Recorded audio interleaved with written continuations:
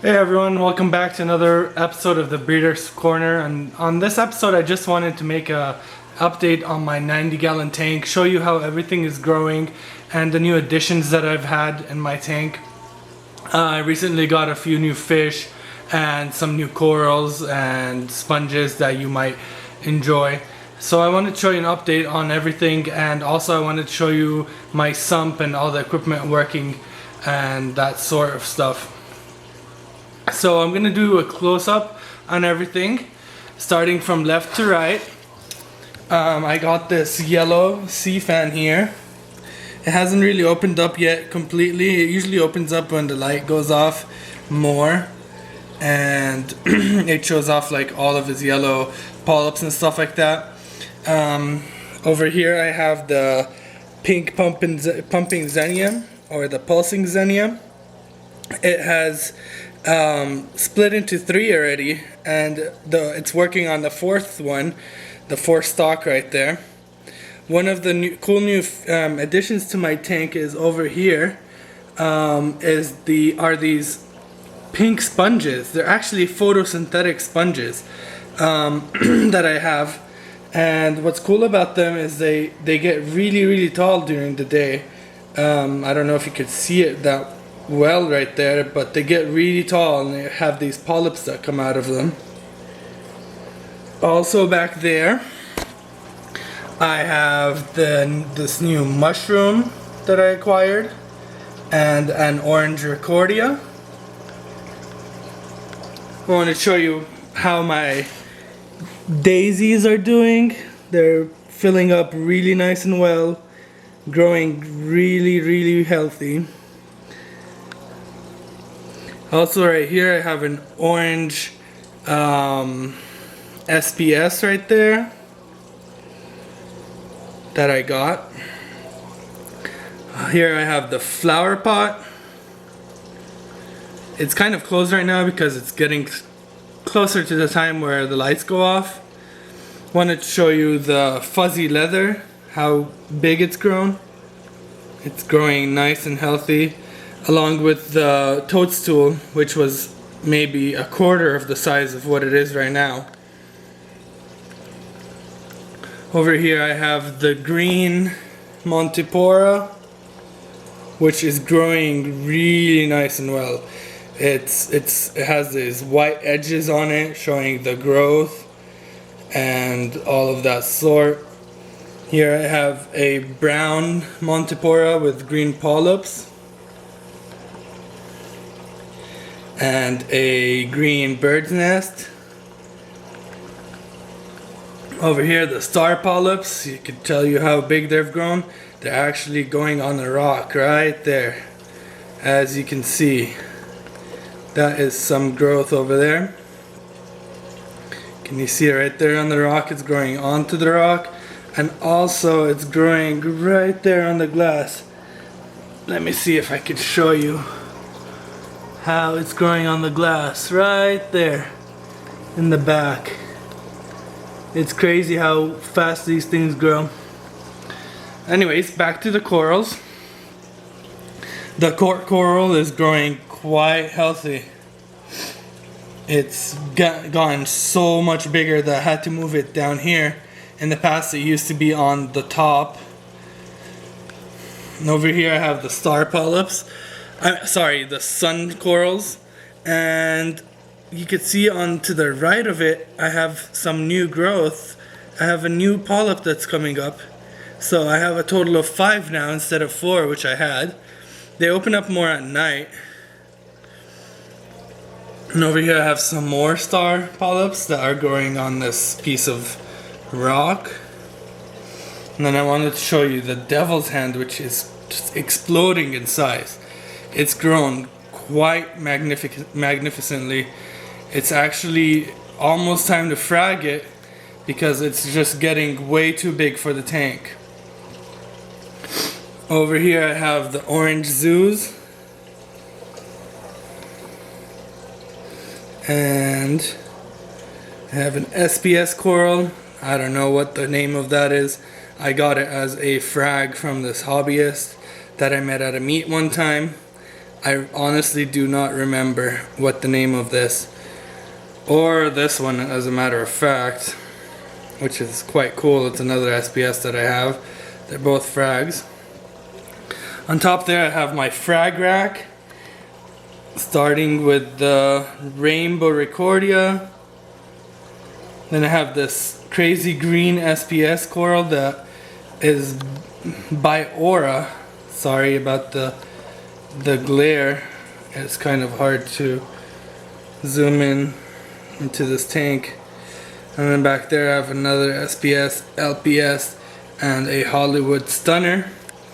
Also, I wanted to show you over here, sorry, on that plug right there, I have a blue photosynthetic sponge.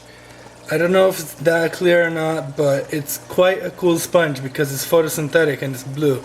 So, I don't know if you guys have seen these or not, but those are all my corals for now.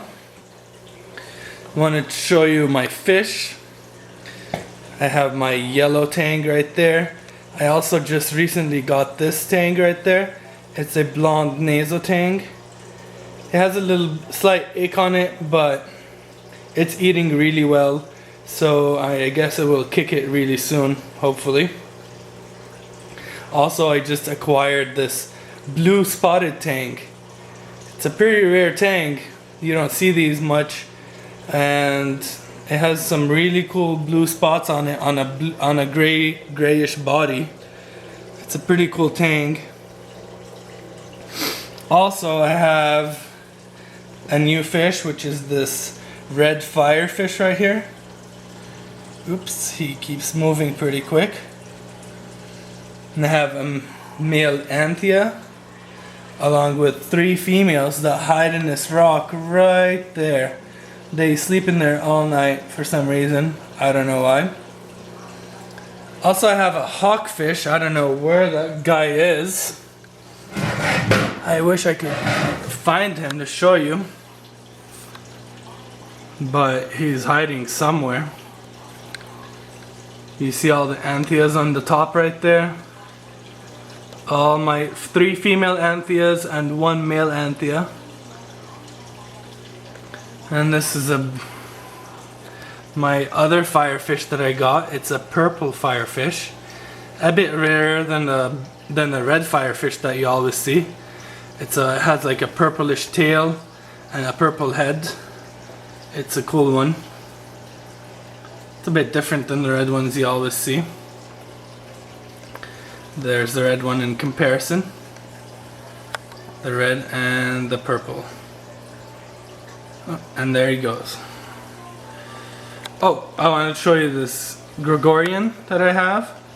I've had this coral the longest time and it just does not want to grow for some reason. I don't know what the reason behind it's not growing, but it just does not want to grow. Ooh, I want to show you this blue spotted tang. It's a good picture of him right now. Look at that tang, it's just awesome. Alright, and off to my sump and my equipment. I wanted to show you. Let me open it up for you. And this is the sump that I showed you guys before that I made myself. In the first compartment here we have the protein skimmer. I have the Bubble Magus NAC 7. And I raised it up so it could be in between 8, I think, about 8 inches of water right there. It's doing its job, skimming pretty well. And then over here I have in the refusion part, all the Chaeto is growing quite well. It's actually doing really nice.